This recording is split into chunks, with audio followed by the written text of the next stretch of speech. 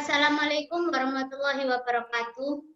Di sini kami kelompok 4 akan mempresentasikan tentang elemen dasar mengajar. Sebelum itu perkenalkan dulu, nama saya Desi Yanteni Sukinarti. Teman saya Nova Mega dan teman saya yang satu lagi Muhammad Fairuz. Di dalam bab 4 ini ada beberapa subbab, yaitu yang A, unsur belajar, yang kedua prinsip umum belajar, yang ketiga tipe belajar, yang keempat tahap belajar kognitif, yang kelima ada modalitas atau gaya belajar, dan yang keenam ada ranah belajar.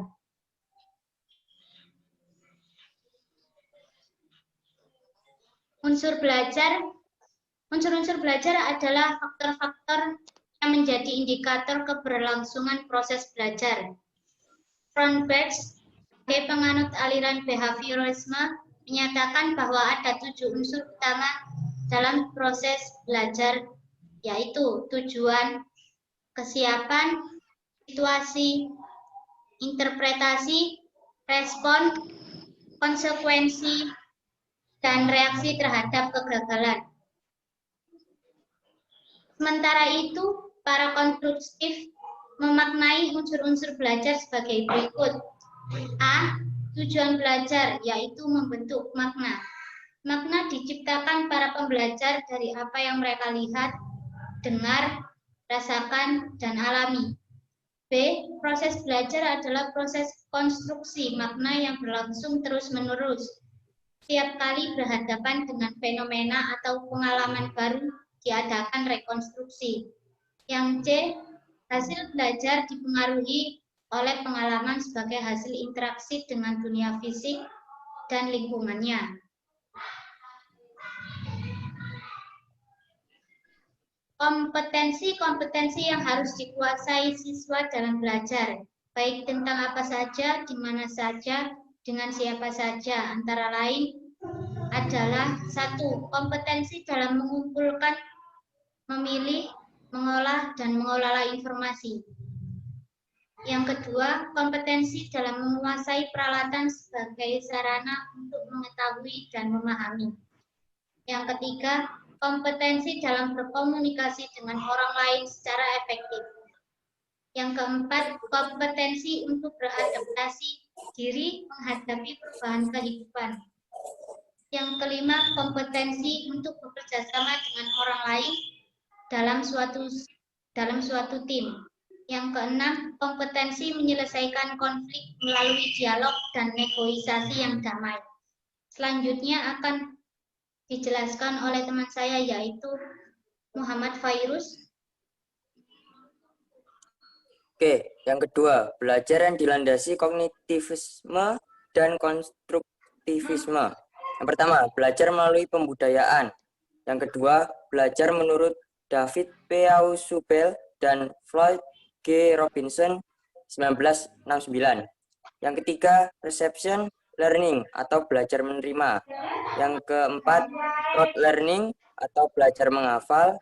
Yang kelima, discovery learning atau belajar menemukan. Dan yang ketujuh, meaning learning atau belajar bermakna. Yang keempat, pembelajaran multimedia atau multimedia learning. Yang kelima, belajar berbasis internet dan belajar yang diperkaya atau e-learning and augmented learning. Ketiga, hierarki belajar menurut Robert M. Gagne. Yang pertama, signal learning atau belajar isyarat. Yang kedua, stimulus respon learning, belajar rangsangan tanggapan. Yang ketiga, chaining atau rantai perbuatan. Yang keempat, verbal association, asosiasi verbal, perilaku yang berhubungan dalam bentuk verbal, yaitu hubungan bahasa. Yang kelima, discrimination learning, belajar membedakan. Yang keenam, konsep learning atau belajar konsep.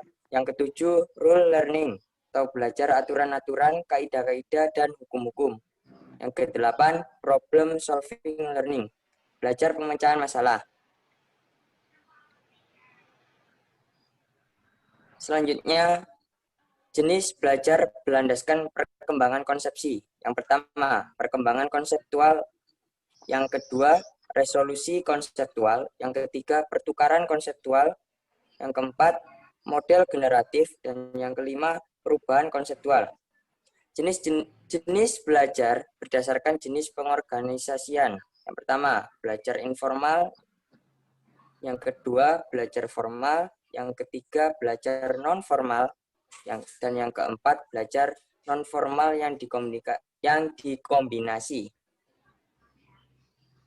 Lalu, tahap belajar kognitif. Belajar kognitif adalah belajar dengan tujuan membangun struktur kognitif siswa. Belajar kognitif terkait dengan pemrosesan informasi dalam benak siswa. Berikut 3 tahap-tahap belajar kognitif. Yang pertama, belajar pada tahap memorisasi disebut pula belajar menghafal atau rote learning. Yang kedua, belajar pada tahap pemaham adalah belajar bermakna. Yang ketiga, belajar pada tahap penerapan terkait dengan kemampuan siswa dalam membuat generalisasi pengetahuan ke dalam situasi yang baru atau telah terjadi transfer pengetahuan dalam belajar. Jenis-jenis materi pembelajaran diklasifikasikan sebagai fakta, konsep, prinsip, prosedur, dan sikap. Fakta, yaitu segala hal yang berwujud kenyataan dan kebenaran, meliputi nama-nama objek, peristiwa sejarah, lambang, nama tempat, nama orang, nama bagian, atau komponen suatu benda. Konsep, yaitu segala yang berwujud pengertian-pengertian baru yang dapat timbul sebagai hasil pemikiran, meliputi definisi, pengertian, ciri khusus, hakikat, inti atau isi, dan sebagainya. Prinsip, yaitu berupa hal-hal utama, pokok, dan memiliki posisi terpenting, meliputi dalil, rumus, adagium, paradigma, teorema, serta hubungan antar konsep yang menggambarkan implikasi sebab akibat. Prosedur, merupakan langkah-langkah sistematis atau berurutan dalam mengerjakan suatu aktivitas dan kronologi suatu sistem. Sikap atau nilai, merupakan hasil belajar aspek sikap, misalnya nilai kejujuran, kasih sayang, tolong-menolong.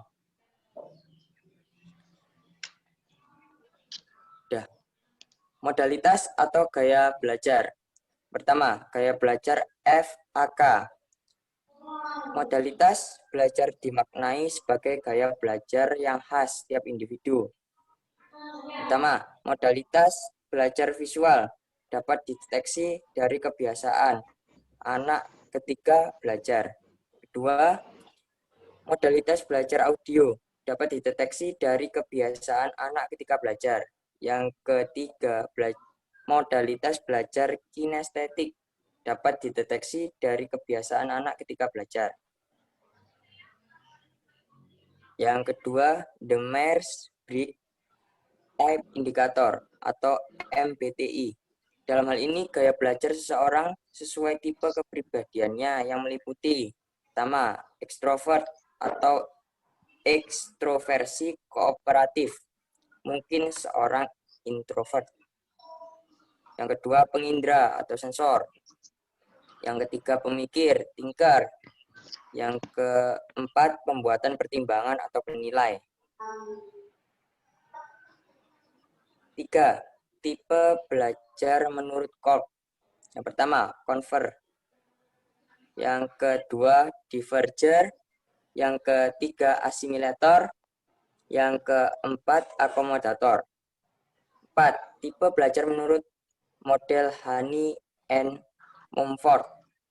Tipe belajar terkait siklus. Yang pertama, tipe-tipe aktivis. Yang kedua, reflektor. Yang ketiga, teoritis. Dan yang keempat, pragmatis. Akan tetapi, tipologi ini tidak bersifat mutlak, hanya menunjukkan arah kesukaan seseorang dalam menggunakan tipe-tipe ini sesuai dengan adaptasi terhadap keadaan yang ada. Honey Mumford mengembangkan perangkat perkembangan yang disebut Learning Style Questionnaire atau LSQ. 10. Kritik-kritik terhadap implementasi gaya belajar. Untuk mengupayakan pembelajarannya efektif dengan menerapkan gaya belajar ini, ia menyarankan hal-hal sebagai berikut. Yang pertama, guru dapat berlaku sebagai pembelajar, sedangkan pembelajar dapat berlaku sebagai guru. Kita semua pada hakikatnya memang sebagai kedua-duanya. Yang kedua, setiap pembelajar dapat belajar dengan baik jika dalam keadaan yang mendukung. Yang ketiga, belajar menggambarkan yang ketiga, belajar mengembirakan. Di sini terlihat bahwa Mireille Sprenger adalah pendukung konsep learning by teaching. Jadi kritik-kritik terhadap implementasi gaya belajar. Selanjutnya, dampak gaya belajar terhadap pendidikan. Dampak gaya belajar kepada pendidikan secara umum di sini terkait dengan apa yang harus dilakukan guru terhadap materi pembelajaran atau kurikulum, pengajaran, dan penilaian sebagai otak ukur keberhasilan pembelajaran, terutama yang harus diperhatikan benar-benar oleh guru adalah kesesuaian antara metode pengajaran dengan gaya belajar. Selanjutnya akan dilanjutkan oleh Mbak Nova. Yang ke-12. Kritik-kritik terhadap implementasi gaya belajar. Banyak ahli psikologi pendidikan yang berpendapat bahwa hanya sedikit bukti-bukti yang mendukung efektivitas model gaya belajar. Lebih lanjut, juga dinyatakan bahwa model gaya ini sering dilatar belakangi oleh teori yang rancu.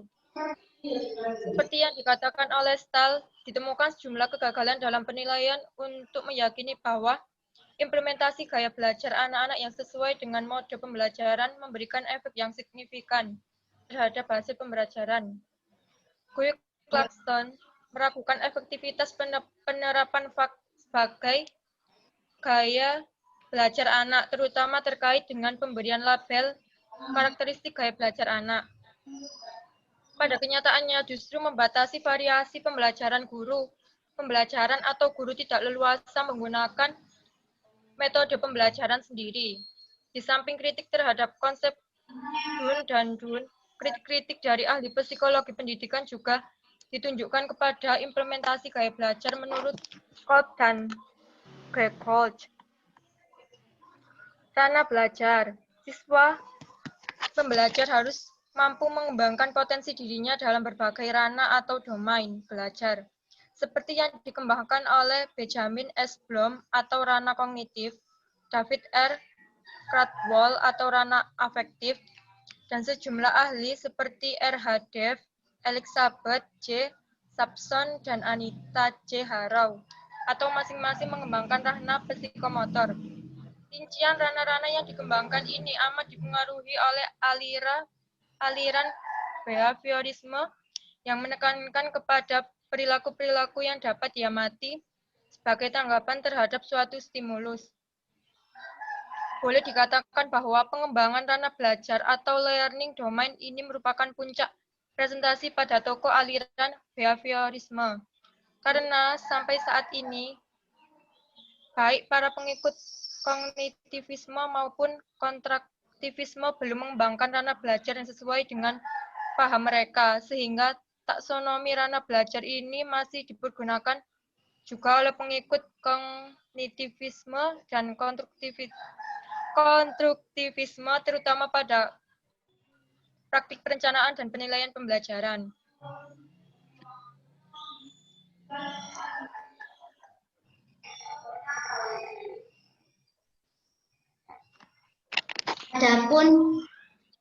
Adapun prinsip umum belajar, yaitu dalam hal tertentu belajar memerlukan adanya bantuan dan bimbingan dari orang lain. Yang kedua, belajar berlangsung seumur hidup. Belajar mencakup semua aspek kehidupan. Yang keempat, keberhasilan belajar dipengaruhi oleh faktor-faktor bawaan, lingkungan, kematangan, serta usaha dari individu secara aktif. Yang kelima, kegiatan belajar berlangsung di sembarang tempat dan waktu. Keenam, belajar berlangsung baik dengan guru maupun tanpa guru. Yang keenam, belajar dengan terencana dan disengaja menuntut motivasi yang tinggi. Yang ketujuh, perbuatan belajar bervariasi dari yang paling sederhana sampai yang amat kompleks. Yang delapan, dalam belajar dapat terjadi hambatan-hambatan. Yang sembilan, belajar merupakan bagian dari perkembangan. Tipe belajar berlandaskan behaviorisme. Yang pertama, belajar sederhana tanpa asosiasi, belajar dengan asosiasi, pengondisian klasik atau classical conditioning. Yang keempat, pengondisian operan, belajar melalui kesan, belajar pengamatan atau observational learning, belajar melalui bermain, dan yang terakhir belajar tuntas atau mastery learning. Sekian dari presentasi kami, kurang lebihnya mohon maaf. Sekian, wassalamualaikum warahmatullahi wabarakatuh.